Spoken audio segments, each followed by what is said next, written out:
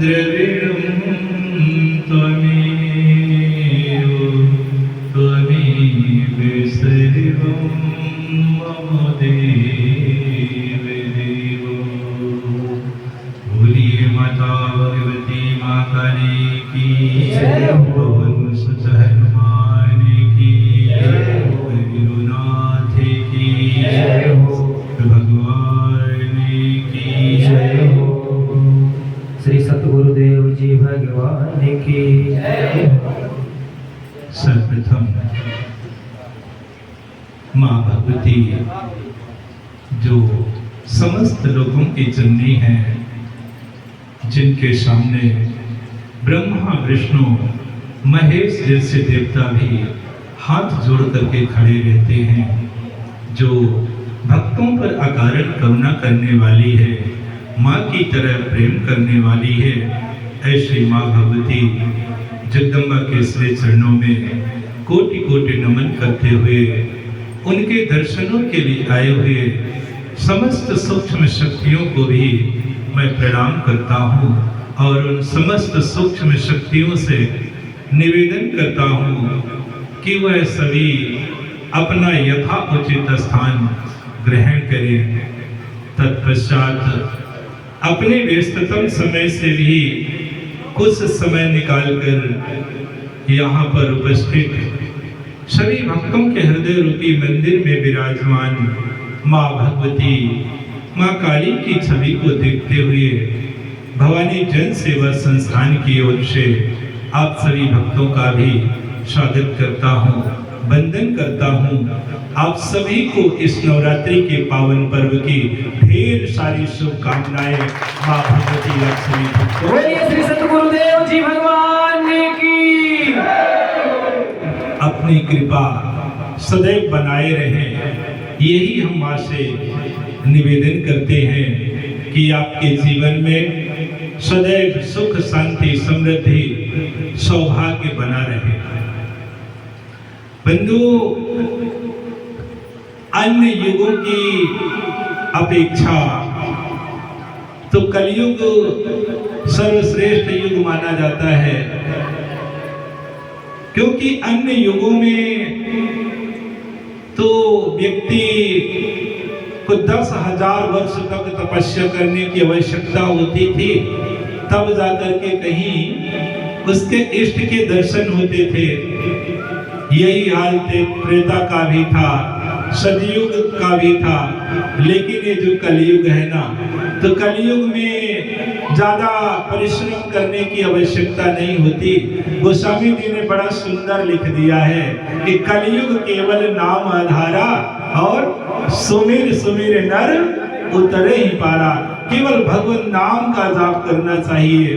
तो आइए हम लोग भी माँ भगवती के नाम का संकीर्तन करें इस नवरात्रि के पावन बेला पर, ताकि माँ भगवती की कृपा भी हम सभी भक्तों पर बन सके, हम सबका भी कल्याण हो सके। तो आइए हम लोग बड़े भाव के साथ माँ भगवती माँ काली के नाम का सर्वप्रथम संकीर्तन करेंगे। काली माँ काली माँ काली माँ काली माँ काली माँ काली माँ।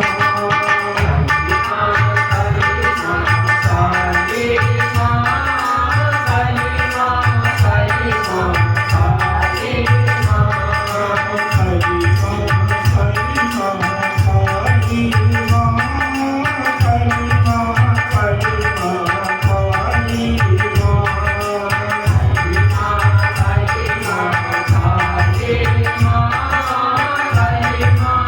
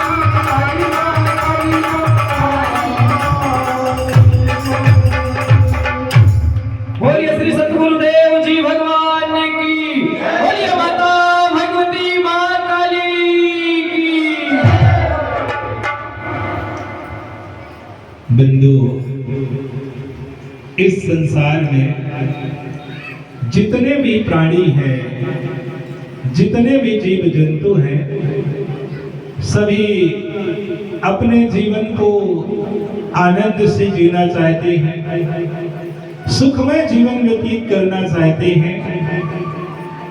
उसी तरह से इस संसार में मनुष्य सदियों से लेकर आज तक सुख और शांति पाने के लिए दर दर भटकता है। कभी मनुष्य मंदिरों में जाता है, कभी मस्जिद में जाता है, तो कभी गुरुद्वारा में जाता है, कभी अनेकों प्रकार के देवताओं का पूजन करता है।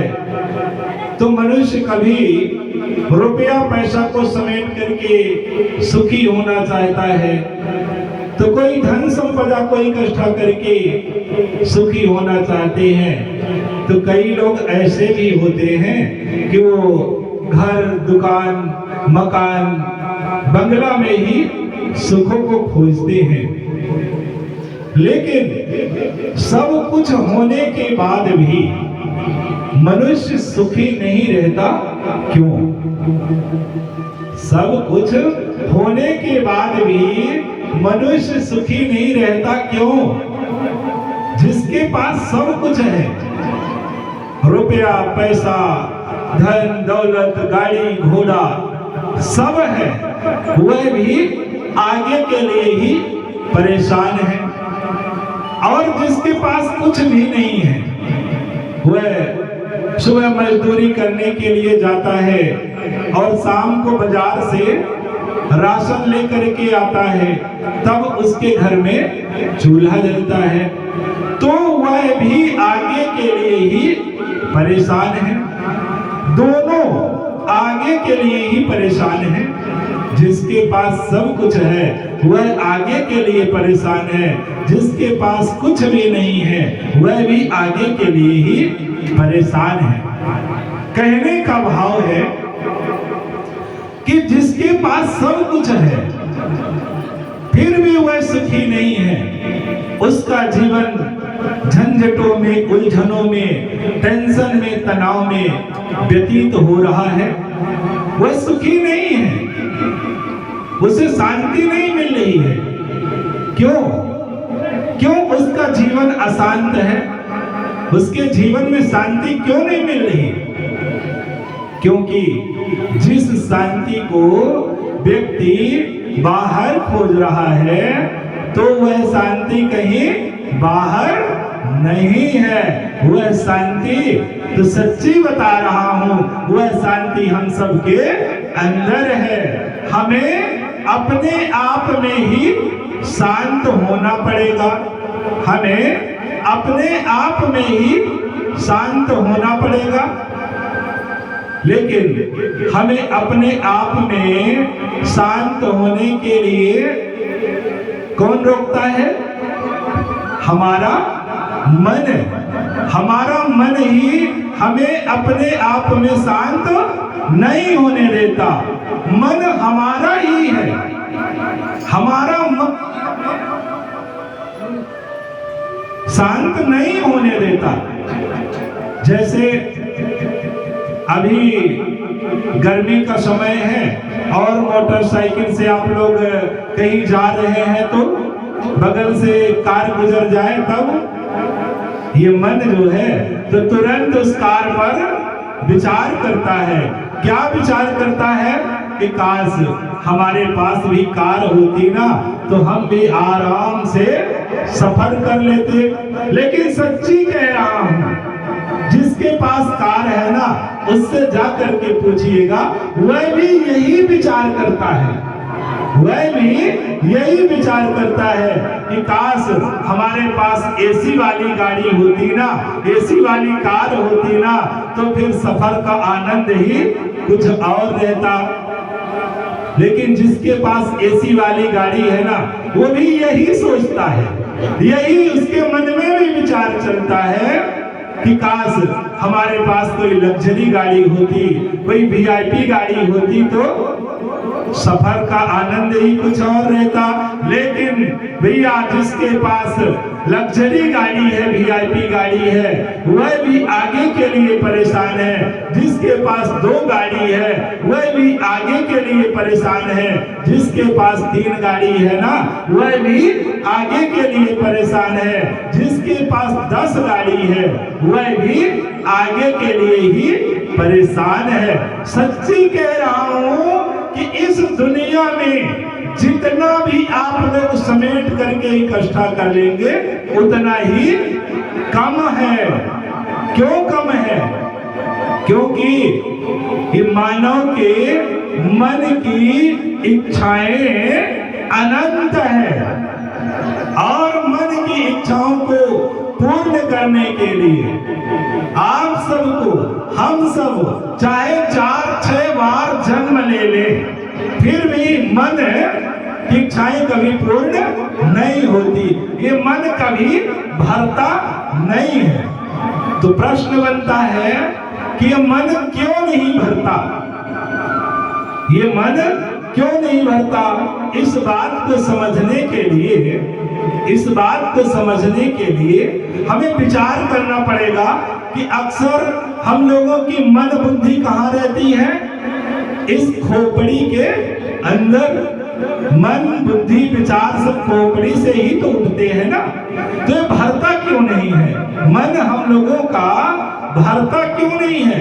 इस बात को बड़े ध्यान से सुनेंगे तभी समझ में बातें आएंगी कि मन हम लोगों का भरता क्यों नहीं है। तो मन हम लोगों का खोपड़ी के अंदर रहता है। मन बुद्धि विचार सब इस खोपड़ी के अंदर रहते हैं। अब ये खोपड़ी को समझने के लिए कि भरता क्यों नहीं है मन हम लोगों का, एक कटोरा ले लीजिए और कटोरे को जब सीधा करके रखेंगे और उसमें सामग्री डालेंगे तो कुछ दिनों में जरूर भर जाएगा। लेकिन कटोरे को आप पलटा दीजिए और फिर उसमें डालना शुरू करिए तो क्या वो कटोरा कभी भरेगा? तो भैया ये जो खोपड़ी है ना तो कटोरे की तरह उल्टी है, इसलिए मन हम लोगों का कभी भरता नहीं है। तो कहने का भाव है कि मन की इच्छाएं अनंत रहती है। 2-4 जन्म लेने के बाद भी कभी पूर्ण नहीं होती। क्यों पूर्ण नहीं होती? क्योंकि हम लोगों का कोई लक्ष्य नहीं है। हम लोगों का कोई लक्ष्य ही नहीं है। क्या किसी का लक्ष्य है कि हमारे पास 10 लाख हो जाएगा, 20 लाख हो जाएगा, 30 लाख हो जाएगा तो हम आनंद से जीवन व्यतीत कर लेंगे? हमारे विचार से तो किसी का लक्ष्य नहीं है। जैसे ही आपकी मनपसंद वस्तु आपको मिल जाएगी ना तो ये मन जो है तो दूसरे वस्तु को पाने के लिए आगे बढ़ जाएगा। क्यों आगे बढ़ जाएगा? क्योंकि ये मन जो है ना तो बड़ा चंचल है। ये मन है बड़ा चंचल है। किसी गायक ने लिखा है ना कि ये मन बड़ा चंचल है, कैसे इसे समझाऊं। ये मन तो बड़ा चंचल है। तो महापुरुषों ने कहा है कि मन कैसे चंचल है? तो महापुरुषों ने कह दिया कि ये मन घोड़े की तरह चंचल है। जैसे घोड़ा सरपट सरपट दौड़ता चला जाता है तो ये मन भी उसी तरह से किसी भी दिशा में, मनमानी दिशा में चलता चला जाता है। अब घोड़े को कंट्रोल करने के लिए, घोड़े की दिशा को बदलने के लिए, घोड़े की रफ्तार को कम करने के लिए क्या आवश्यक होता है? घोड़े पर लगाम लगाने की परम आवश्यकता होती है। अगर बंधु घोड़े पर लगाम ना लगाई जाए ना तो घोड़ा किसी भी दिशा में दौड़ता हुआ चला जाएगा, जिसकी तुलना हम लोग नहीं कर सकते। तो बंधुओं सच्ची कह रहा हूं, आज मनुष्य के पास गुरु रूपी लगाम नहीं है, इसलिए ये मन रूपी अश्व किसी भी दिशा में दौड़ता हुआ चला जाता है और एक दिन बेलगाम घोड़े की तरह हम लोगों को खाई में गिरा देता है, जिससे हम लोग दुखी हो जाते हैं। तो दुखों का मूल कारण क्या है? दुखों का मूल कारण मन है। अगर ये मन हम लोगों के कंट्रोल में हो जाए, तो हम लोगों के काबू में हो जाए, तो निश्चित ही हम लोग आनंद से जीवन व्यतीत कर सकते हैं। अब बात आती है कि ये मन को कंट्रोल में कैसे किया जाए, मन को काबू में कैसे किया जाए। तो महापुरुषों ने कहा है कि मन को वश में करना है तो सतगुरु शरण में रहना है। क्या कहा है? मन को वश में करना है तो सतगुरु शरण में रहना है। ये जो मन है ना, तो सतगुरु की कृपा से ही हमारे बस में हो जाता है, हमारे काबू में हो जाता है। जब सतगुरु की ज्ञान रूपी लगाम इस मन पर लग जाती है ना, तो ये मन सही दिशा में चलने लगता है, फिर विपरीत दिशा में नहीं जाता। क्योंकि ये जो शरीर है, ये जो शरीर है, ये जो शरीर है ना, तो एक रथ की भांति है। जिस तरह से एक रथ होता है और रथ में जो घोड़े लगे होते हैं, जिस दिशा में वो घोड़े जाते हैं तो रथ उसी दिशा में जाता है। लेकिन घोड़े को दिशा देने के लिए कौन होता है? सारथी होता है, जो घोड़े पर लगी हुई लगाम को अपने काबू में करता है और घोड़े की दिशा को बदलता रहता है, सही दिशा में ले जाता रहता है। उसी तरह से ये शरीर एक रथ की भांति है। ये शरीर एक रथ की भांति है। आत्मा सारथी है, मन अश्व है, मन अश्व है। और जब इस अश्व रूपी मन पर गुरु रूपी लगाम लग जाती है, तो ये मन बिल्कुल सही दिशा में जाता है और हम लोग अपने लक्ष्य को प्राप्त कर लेते हैं। वैसे बंधुओं कहा जाए तो आज हम लोग अपना लक्ष्य ही भूल गए हैं। हम लोग आज अपना लक्ष्य ही भूल गए हैं।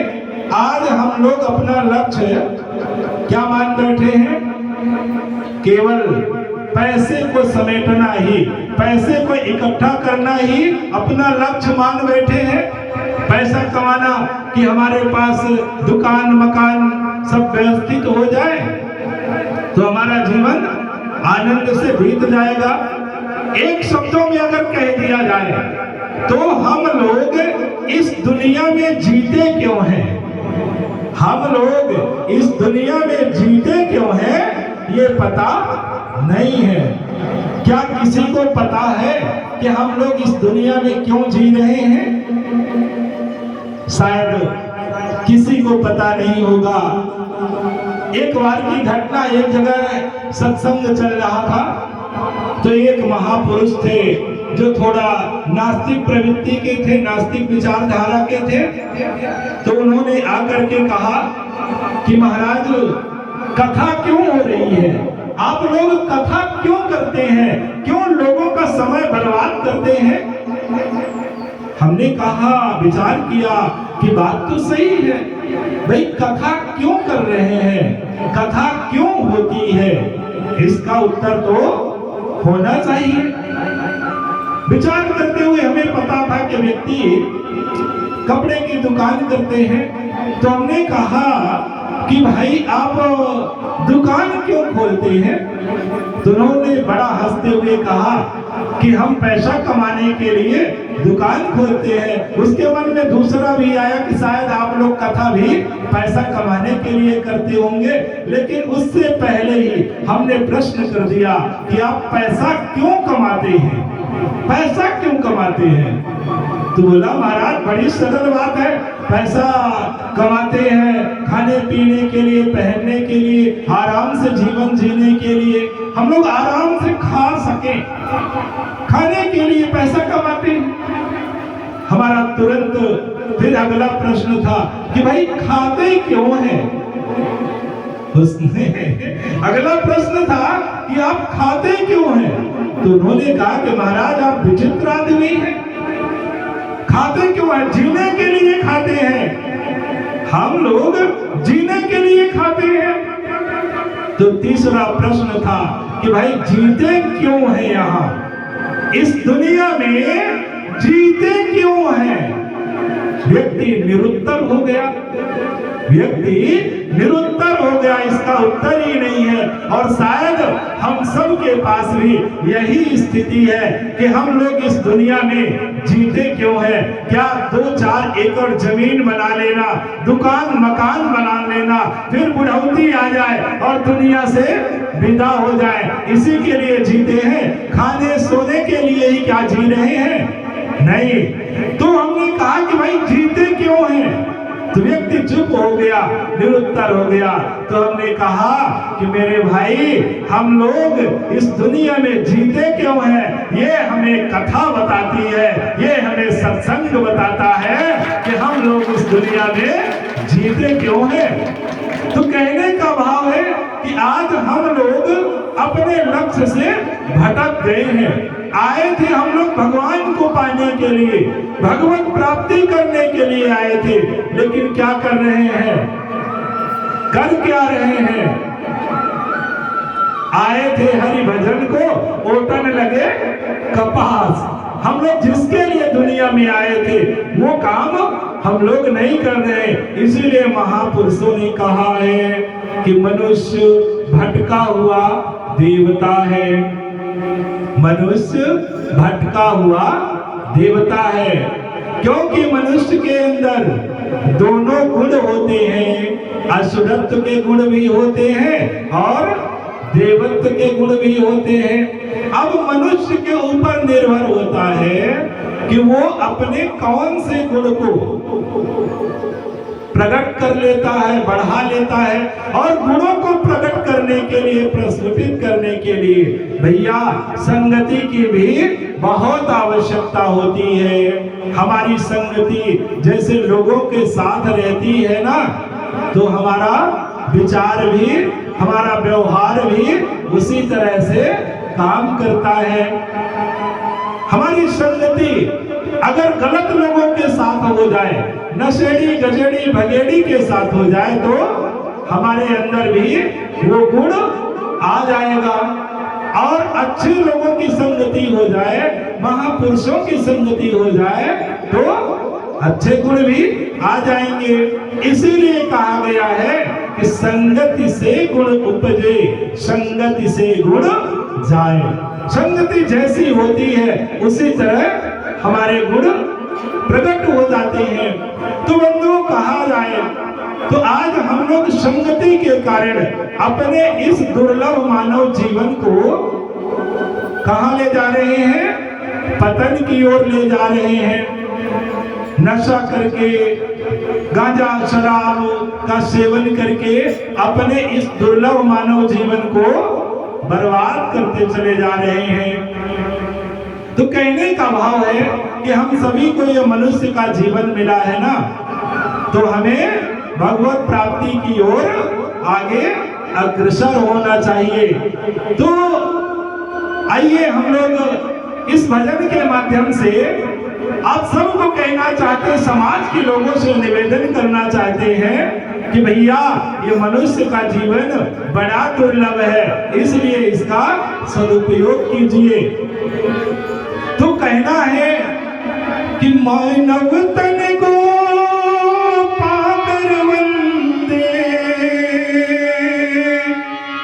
अरे मतवन तू शैतान रे, अरे मानव तन को पाकर वंदे, मतवन तू शैतान रे, भजन साधना सुमिरन कर ले।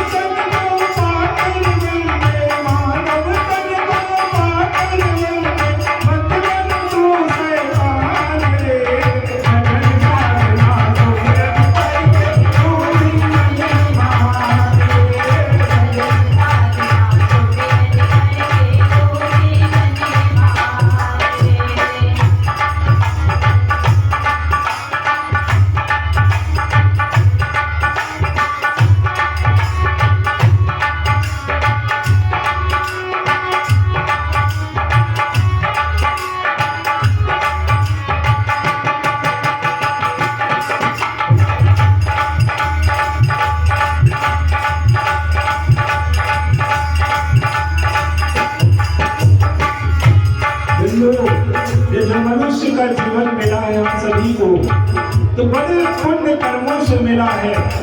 तो आगे कहा गया है कि जन्म जन्म के पुण्य फलों से मानव जीवन मिलता है।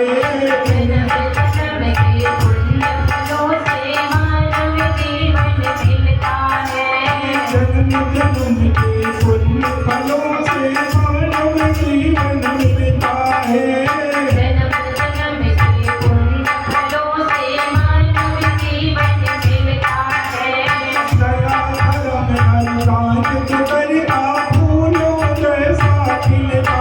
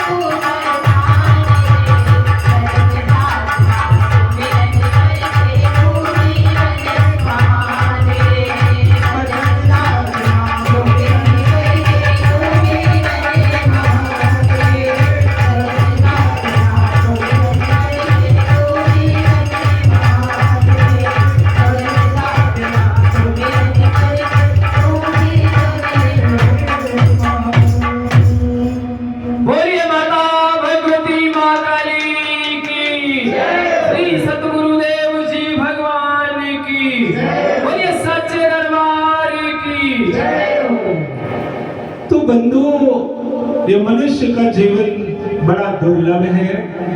इसलिए कहा गया है कि मनुष्य का जीवन दुर्लभ है, बड़ा अनमोल है। अतः आप सब लोग भजन करके, साधना करके महान बन सकते हैं। दोनों गुण आप सबके अंदर है। अतः आप सब लोग अपने देवत्व के गुणों को प्रकट कीजिए और अपने जीवात्मा का कल्याण कीजिए। तो बंधुओं, जो व्यक्ति अपने इस शरीर को रथ मान करके, आत्मा को सारथी मान करके, मन को अश्व मानकर और इस मन रूपी अश्व पर गुरु रूपी लगाम लगा करके संसार का सफर करता है, वह कभी दुखी नहीं होता। क्यों दुखी नहीं होता? क्योंकि वह सद्गुरु के ज्ञान से एकाकार हो जाता है। केवल दीक्षा लेने मात्र से कभी सद्गुरु की कृपा नहीं मिल सकती। सद्गुरु की कृपा को पाने के लिए, इष्ट की कृपा को पाने के लिए हमें सद्गुरु के वचनों का अनुसरण करना पड़ेगा, उनके बताए हुए राह पर चलना पड़ेगा। तभी हम लोग अपने इष्ट की कृपा को, अपने गुरु की कृपा को पा सकते हैं। जो व्यक्ति अपने सतगुरु के बताए हुए राह पर चलता है, उनकी आज्ञा का पालन करता है, तो जिस शांति की तलाश में बड़े बड़े साधु संत सन्यासी जंगलों में भागते हैं, दौड़ते हैं, तो वह शांति व्यक्ति घर बैठे प्राप्त कर लेता है। और कौन प्राप्त करता है? जो सतगुरु के बताए हुए राह पर चलता है। आज देरी है तो हम सब के अंदर सतगुरु के बताए हुए राह पर चलने की, लेकिन कई लोग तो ऐसे भी होते हैं जो दीक्षा तो ले लेते हैं परंतु साधना उपासना नहीं करते। ऐसे लोग कभी इष्ट की कृपा को नहीं पा सकते, कभी गुरु की कृपा को नहीं पा सकते। मेरा कथन यह नहीं है कि आप किसी पर भी विश्वास कर लीजिए, क्योंकि समाज में बहुत से लोग हैं जो धन के लिए लोगों को गुमराह करते रहते हैं। लेकिन जानते हैं, माँ भगवती ने हम सभी को तो बुद्धि दिया है, विवेक दिया है, सब कुछ दिया है कि हम लोग उसके आधार पर सही और गलत को जान सकते हैं, धर्म और अधर्म को पहचान सकते हैं।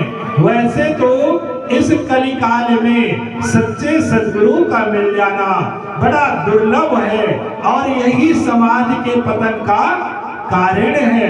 क्योंकि कहा गया है ना कि सचिव वैद्य गुरु तीन जो प्रिय बोलहि भयास, राज धर्म तन तीन कर होई बेनिहीना। क्या कहा गया है? सचिव, वैद्य यानी डॉक्टर और गुरु, अगर ये तीन लोग डर के कारण, भय के कारण प्रिय बोलते हैं ना, तो राज्य का, धर्म का और इस शरीर का हो ही वेग ही नाश। और आज तो यही हो रहा है। अनेकों लोग हैं ऐसे जो आपसे बड़ी मीठी मीठी बातें करेंगे, खूब मीठी मीठी बातें करेंगे, आपकी खूब बड़ाई करेंगे, खूब प्रशंसा करेंगे। क्यों? क्योंकि थोड़ा सा दक्षिणा ज्यादा मिल सके, इसलिए वो निरंतर आपकी बड़ाई करेंगे, प्रशंसा करेंगे। वह आपको गलत कार्यों के लिए भी मना नहीं करेंगे। लेकिन जानते हैं, सच्चे सद्गुरु आपको तुरंत मना कर देंगे। वह कभी गलत कार्यों के लिए आपको आदेश नहीं दे सकते। जो आपकी बड़ाई ना करे, जो आपकी प्रशंसा ना करे, आपको निरंतर सत्मार्ग पर चलाने के लिए प्रेरित करता रहे, तो वही सच्चा सद्गुरु कहलाता है। वैसे तो महापुरुषों ने सद्गुरु की पहचान के लिए बताया है कि सद्गुरु को पहचानने के लिए आप लोग ऐसे समय का इंतजार कीजिए जब वह कहीं पर बैठ करके सत्संग करते हो, भगवत चर्चा करते हो, तब आप लोग वहां पर जाइए और संसार की बातें करने लगे, खेती बाड़ी की बातें करने लगे, तो उनकी कमर झुक जाए, उनकी कमर झुक जाए, उनका मन शिथिल होने लगे, शांत होने लगे, तो समझ जाइए कि निश्चित तौर से ये साधना में बहुत आगे हैं। क्योंकि महापुरुषों ने कहा है कि सच्चे साधक, सच्चे सद्गुरु जहां भी बैठेंगे तो उनकी कमर बिल्कुल सीधी ही रहेगी। क्यों सीधी रहेगी? क्योंकि अभी आप लोगों ने सप्त चक्रों के विषय पर सुना है। तो सहस्त्रार सिर में होता है और मूलाधार रीढ़ की हड्डियों की जहां शुरुआत होती है वहां होता है। इन सातों चक्रों को जोड़ने का कार्य सुषुम्ना नामक नाड़ी करती, अभी आप सबने श्रवण किया है, सुना है। तो जो साधक होता है ना, तो सातों चक्रों में ऊर्जा यथावत सुषुम्ना नाड़ी पहुंचाती रहती है। इसलिए सच्चे सद्गुरु हमेशा कमर को सीधा करके ही बैठते हैं। लेकिन जब कोई व्यक्ति संसारिक बात करता है तो वो उनकी कमर झुक जाती है, मन शांत हो जाता है। तो समझ जाइए कि इनके अंदर कुछ ना कुछ तो जरूर है। और फिर कहा गया पहचान के लिए कि कैसे पहचानेंगे। आज दुनिया में बहुत से लोग हैं, हम सही और गलत को कैसे पहचान सकते हैं? तो और कहा गया है कि आप ऐसे समय का इंतजार कीजिए, ऐसे समय का इंतजार कीजिए कि जब सद्गुरु आराम की अवस्था में हो या बीमार हो, लेटे हुए हो, तब वहां पर आप जाइए और भगवत चर्चा करने लगिए।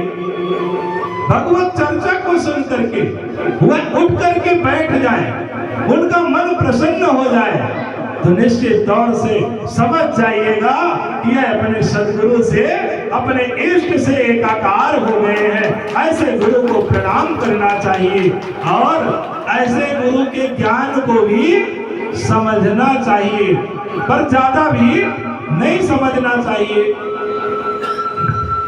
क्योंकि आज के लोग पढ़े लिखे लोग हैं, ज्यादा भी समझने लगते हैं। अभी कुछ दिन पहले की बात है, 2-4 दिन पहले की, लोगों से हम बताया करते थे कि गुरुवार के दिन यहाँ हवन कराया जाता है जिससे समस्याओं का समाधान हो सके। और मिलने का समय प्रतिदिन 9 बजे है, दोपहर में 2 बजे है। तो बहुत से लोगों ने ज्यादा सुन लिया और कह दिया कि गुरुजी तो केवल गुरुवार को ही मिलते हैं, दे दो, नहीं मिलते हैं। तो कहने का भाव है कि ज्यादा नहीं समझना चाहिए। एक संत थे, वो सत्संग कर रहे थे, तो सत्संग में अपने बता रहे थे कि हर प्राणी के अंदर उसी ब्रह्म का निवास होता है। हाथी के अंदर भी वही ब्रह्म है और चींटी के अंदर भी वही ब्रह्म है। सत्संग समाप्त होता है, सभी सत्संगी अपने अपने घर चले जाते हैं। समय गुजरता चला जाता है कि एक दिन उसी गांव में पागल हाथी जाता है और सभी जोर जोर से कहते हैं कि हाथी पागल हो गया है, भाग जाओ, भागो भागो, हाथी पागल हो गया है। तो जो सत्संगी था उसके भी कान में बात गई, वो भी निकल के देखा, सभी लोग कह रहे हैं कि भागो भागो, हाथी पागल हो गया है। तो उस सत्संगी को सत्संग की बात याद आ जाती है कि हमारे गुरु जी ने कहा था कि हाथी के अंदर भी वही ब्रह्म है, वही ब्रह्म तुम्हारे अंदर भी है, वही ब्रह्म चींटी के अंदर भी है। तो फिर एक ब्रह्म दूसरे ब्रह्म को कैसे मान सकता है? भाई हमने अपने सद्गुरु का ज्ञान सुना है, हमें भागने की आवश्यकता नहीं है, क्योंकि ब्रह्म तो दोनों का एक है। अब वो ऐसा विचार करते हुए भैया रास्ते में बैठ गया, रास्ते में बैठ जाता है। सभी लोग कह रहे हैं कि भागो हाथी पागल हो गया है, भागो हाथी पागल हो गया है, लेकिन वो भागने के लिए तैयार नहीं हुआ। हाथी आता है, बढ़िया अपने सोड़ में उस सत्संगी को लपेटता है और उठा करके दूर फेंक देता है, जिससे उसकी हड्डी पसली टूट जाती है। अरे तो सतगुरु की कृपा थी कि दुनिया से रवाना नहीं हुए, केवल हड्डी पसली ही टूटी। अब वह व्यक्ति किसी तरह कराहते हुए उठता है और सीधा अपने गुरु की ओर दौड़ता है और चिल्लाता है रास्ते में कि गुरु का ज्ञान झूठा है, इन्हें कोई ज्ञान नहीं है, झूठा है इनका ज्ञान। ऐसा चिल्लाते हुए भैया उस अपने सतगुरु के पास पहुंचता है, बड़ा अनर्गल बोलता है अपने सतगुरु को। सतगुरु कहते हैं कि बताओ आखिर हुआ क्या, बात क्या है। तो व्यक्ति बड़ा क्रोध में कहता है, अरे हुआ क्या, हड्डी पसली टूट गई, मौत नहीं हुई, बस हो गया इतने। तो संत जी कहते हैं कि बताओ तो सही हुआ क्या। तो व्यक्ति कहता है कि हमारे गांव में पागल हाथी आया था, सब कह रहे थे कि भागो भागो, लेकिन हम तो आपके ज्ञान को सुन करके और वहीं पर बैठ गए, हम भगे नहीं, हटे नहीं, और आज हमारी ये दशा हो गई है। संत जी कहते हैं कि बताओ और कोई था वहां। व्यक्ति कहता हाँ, पूरा गांव था, महावत भी था, सब कह रहे थे कि भाग जाओ हाथी पागल है, भाग जाओ हाथी पागल है, लेकिन हम तो आपके ज्ञान को छोड़ करके कहीं नहीं गए, हम तो आपके ज्ञान को सुना था, इसलिए आज हमारी ये दशा हो गई है। तो संत जी कहते हैं कि यदि आपने सबके अंदर ब्रह्म को देखा होता तो आज ये दशा ना होती, लेकिन आपने तो केवल हाथी के अंदर ही ब्रह्म को देखा। इतने गांव के लोग, सैकड़ों लोग, इतने लोग, इतने ब्रह्म एक साथ कह रहे थे कि भाग जाओ हाथी पागल है, और बहुमत की तो ही जीत होती है, लेकिन आपको इन सब के अंदर ब्रह्म दिखाई नहीं दिया, केवल हाथी के अंदर ही ब्रह्म दिखाई दिया, इसलिए आज आपकी ये दशा हो गई है। ऐसा सुनकर के बंधुओं, वो सत्संगी के सामने, जो आंखों के सामने अज्ञानता का पर्दा पड़ा था, वो पर्दा हटता है और उसे ज्ञान होता है, तब वह अपने गलती का एहसास करता है और गुरुदेव के चरणों में लेटकर प्रणाम करता है, कहता है गुरुदेव बात सत्य है, गलती हमारी है, हमने सबके अंदर ब्रह्म को नहीं देखा, आपका ज्ञान तो सत्य है। तो बंधुओं, उसी तरह से गलती तो हम लोगों की है, जो हम लोग सतगुरु के ज्ञान को समझ नहीं पाते, सतगुरु के ज्ञान से एकाकार नहीं हो पाते।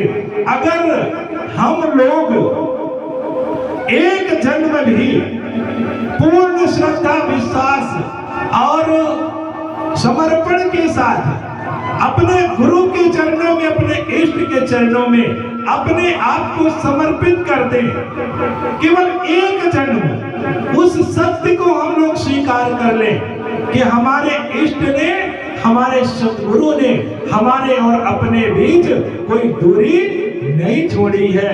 अगर उन दूरियों को बढ़ाने वाला है तो हमारे अंदर जो कुविचार है, जो हमारे अंदर कुसंस्कार है, अगर हम उन कुविचारों को दिन प्रतिदिन दूर करते चले जाएं, दिन प्रतिदिन दूर करते चले जाएं, अपने सत्कर्म को बढ़ाते चले जाएं, तो सच्ची कह रहा हूं वह दिन दूर नहीं होंगे जिस दिन हम लोग अपने इष्ट के चरणों की धूल अपने माथे से रगड़ रहे होंगे, वो दिन दूर नहीं होंगे। जिससे बिछड़कर हम लोग नाना प्रकार के दुखों को सहन करते हैं, अनेकों जन्मों की लहरों में बहते चले जाते हैं। केवल एक ही जन्म नहीं हुआ हम लोगों का, हम लोग इस धरती पर अनेकों बार जन्म लिए हैं और अनेकों बार मृत्यु को प्राप्त हो गए हैं। लेकिन एक बात कह रहा हूं, अन्य जन्म जितने हुए हम लोग जन्म लिए हैं और मृत्यु को प्राप्त हो गए थे, लेकिन इस बार हम लोग संकल्प करेंगे कि जन्म जो मिला है इसी जन्म में हम लोग भक्ति करके साधना करके अपने उस परम धाम को प्राप्त कर लेंगे जहां से हम लोग अलग हो गए हैं, जहां जाने के बाद कोई दुख नहीं होता, आनंद ही आनंद रहता है। इस संसार में सुख और दुख तो चलता रहता है, जब जब आएंगे तो सुख और दुख दोनों को सहन करना पड़ेगा। लेकिन हम लोग इस जीवन में भक्ति करके साधना करके उस परम धाम को प्राप्त करेंगे जहां से पुनर्जन्म नहीं होता। तो आइए हम लोग माँ भगवती से निवेदन करेंगे, प्रार्थना करेंगे कि भैया इस जो जीवन मिला है ना, ये जो मनुष्य का तन मिला है ना, अब दोबारा हमें इस धरती पर ना आना पड़े, इसी जन्म में हमें संसार सागर से पार लगा दीजिएगा। ऐसे भाव को लेकर के हम सभी लोग माँ से निवेदन करेंगे, प्रार्थना करेंगे, क्योंकि समय भी ज्यादा हो रहा है। आइए हम लोग माँ से निवेदन करेंगे। इसके पहले दोनों हाथों को आप सभी लोग बड़े भाव के साथ उठाएंगे और माँ भगवती के नाम का जय घोष करेंगे। बोलिए खप्पर वाली मैया की, सुत हनुमान की, गुरुनाथ की, शंकर भगवान की, श्री सत गुरुदेव जी भगवान की। आइए हम लोग माँ से बड़े भाव के साथ निवेदन करेंगे। हे जगे जननी माँ जगदम्बे, इस बार दया तू कर देना। हे जगे जननी माँ जगदम्बे, इस बार दया तू कर देना।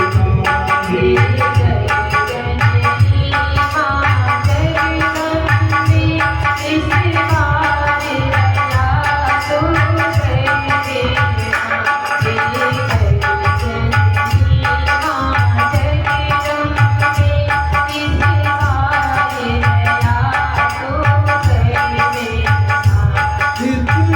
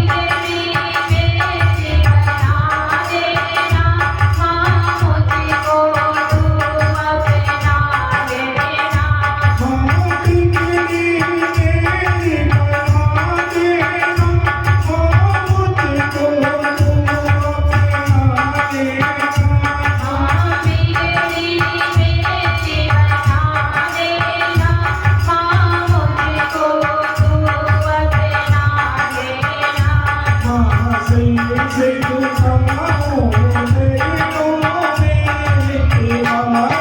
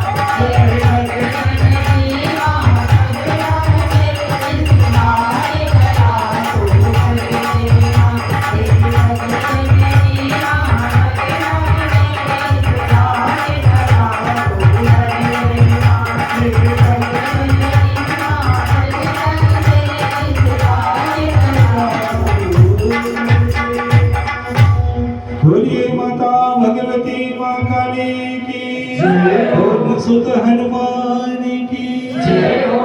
इन शब्दों के साथ आज का सत्संग समाप्त किया जाता है। आइए हम सभी लोग उस साधना की ओर अग्रसर हों जो साधना समस्त लोगों की सर्वश्रेष्ठ साधना मानी जाती है। तो सभी लोग अपनी अपनी कमर को सीधा करेंगे, आंखों को बंद करेंगे और माँ भगवती माँ काली का ध्यान करते हुए 3 बार सभी स्वर के साथ ओम का उच्चारण करेंगे।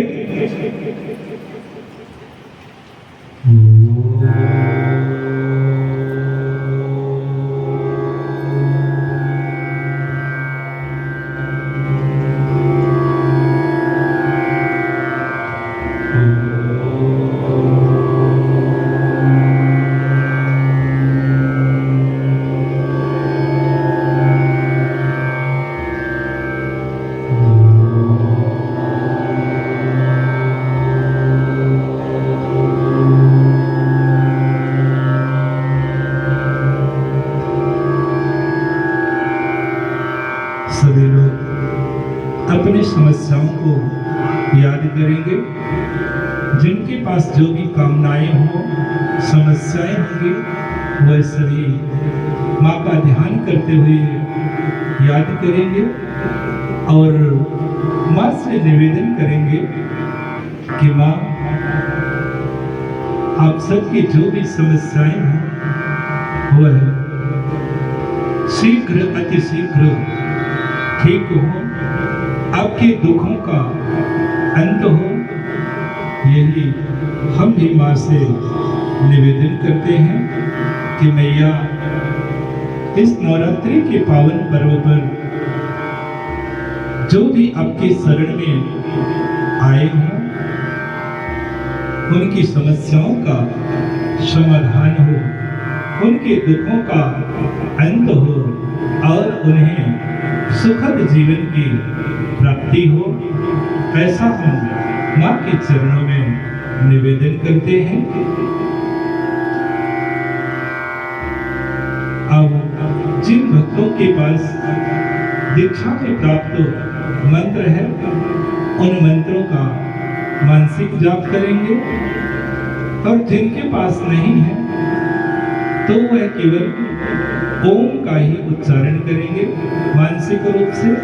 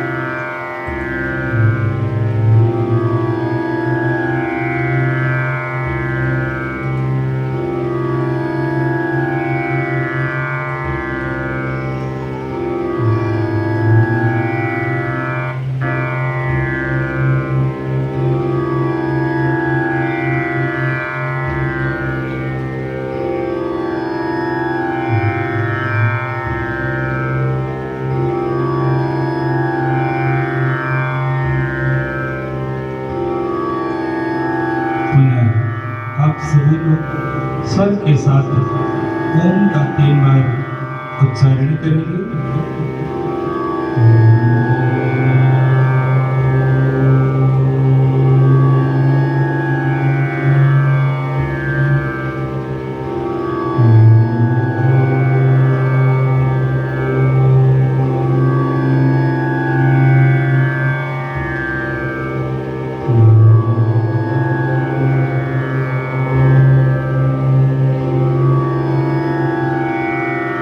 सभी लोग दोनों हाथों को जोड़कर मानसिक नमन करेंगे और दोनों हाथों को रगड़ेंगे और जोर से रगड़ें और जोर से रगड़ें और जोर से 3 बार ताली बजाएं और चेहरे पर हाथों को लगाएं। इन शब्दों के साथ आज का कार्यक्रम समाप्त किया जाता है। आगे का जो कार्यक्रम